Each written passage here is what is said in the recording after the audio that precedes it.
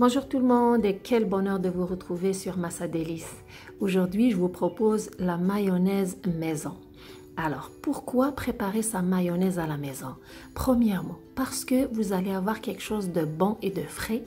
Deuxièmement, parce que en préparant votre mayonnaise à la maison, vous avez le contrôle sur la qualité des ingrédients que vous mettez dans votre mayonnaise. Donc, ça vaut la peine de la préparer. Et en suivant mes techniques, mes astuces et mes instructions, vous allez la réussir, c'est sûr et certain, je vous le garantis. Pour la préparer, on a besoin d'une pincée de sel, d'un œuf entier, une cuillère à soupe et demie de jus de citron, une demi-cuillère à thé de moutarde, de l'huile, un mélange 250 ml de mélange de l'huile d'olive et de l'huile végétale. Je vous conseille de faire ce mélange ou si vous préférez la faire juste avec de l'huile végétale, c'est votre choix. Mais si vous la faites avec juste de l'huile d'olive, je vous le déconseille parce que votre mayonnaise va avoir un goût prononcé. Donc ce mélange, c'est conseillé. Avec la ciboulette, ça c'est ma touche personnelle, vous pouvez incorporer une autre herbe fine de votre choix. Ok, pour la préparer, l'instrument dont on a besoin, qui est vraiment important à avoir, c'est un bras mélangeur ou un bras mixeur. Donc c'est très important, si vous l'utilisez, c'est sûr que votre mayonnaise va être réussie. Et c'est très important d'utiliser un contenant étroit, profond, dans lequel le bras va faire son travail et c'est sûr que ça va être réussi. Mais c'est pas grave si vous n'avez pas cet instrument, car vous pouvez utiliser votre batteur électrique, sauf que si vous avez besoin d'utiliser ce batteur électrique, utilisez juste une mèche, pas deux, pour préparer votre mayonnaise. Voilà. Maintenant, les deux astuces les plus importantes à respecter, c'est le contenant. Donc, le contenant, il faut qu'il soit étroit et et profond parce que ça va aider à bien maintenir le bras mixeur à l'intérieur. Puis maintenant, par rapport aux produits, c'est très important d'avoir l'œuf et le citron et l'huile. Si jamais vous avez l'habitude de conserver votre huile dans le frigidaire, c'est très important de les avoir à température ambiante.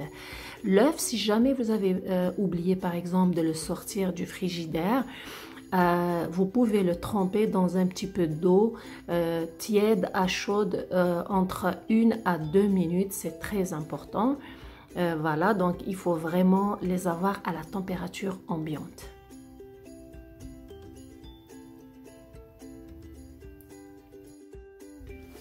Ok, maintenant c'est le moment de préparer notre mayonnaise maison.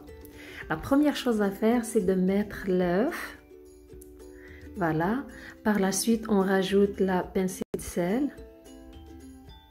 Et après, c'est la cuillère à soupe et demie de jus de citron. À propos, vous pouvez remplacer le jus de citron par le vinaigre. Et ensuite, on rajoute la demi-cuillère à thé de moutarde. Après ça, on rajoute le mélange, le 250 ml de mélange de l'huile végétale et l'huile d'olive. Moi, j'adore l'huile d'olive, c'est pourquoi j'ai opté pour ce mélange. Donc, si vous n'aimez pas l'huile d'olive, vous pouvez juste la faire avec de l'huile végétale. Croyez-moi, ça va être réussi pareil. Maintenant, l'étape la plus importante, la chose la plus importante à retenir, dès que vous mettez votre bras mélangeur, maintenez-le 30 secondes au fond du contenant.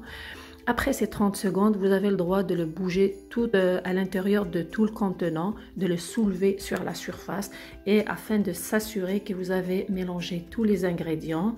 Donc, vous avez le droit de le bouger à l'intérieur, tout autour à l'intérieur du contenant. Voilà, croyez-moi, en quelques secondes, vous allez avoir une belle et bonne mayonnaise épaisse avec une belle texture et une belle couleur. Voilà. Pour la rendre un peu plus goûteuse et parfumée, vous rajoutez une fine herbe de votre choix. Moi, j'ai opté pour la ciboulette. Donc voilà, parce que j'aime beaucoup cette fine herbe. Voilà, enfin notre mayonnaise, elle est prête, elle est belle, elle a une belle couleur, elle a une belle texture et croyez-moi, elle est bonne aussi au goût, vous allez être fiers de vous. Vous avez juste à respecter les ingrédients que je vous ai proposés Et surtout, respecter les techniques, avoir le contenant, le bras mélangeur. Croyez-moi, ça va être réussi. Et très important à mentionner qu'elle se conserve dans le frigo pour une semaine. Donc, vous pouvez la faire une fois par semaine. C'est très facile. Merci d'avoir partagé ce bon moment avec moi. Prenez soin de vous et à la prochaine.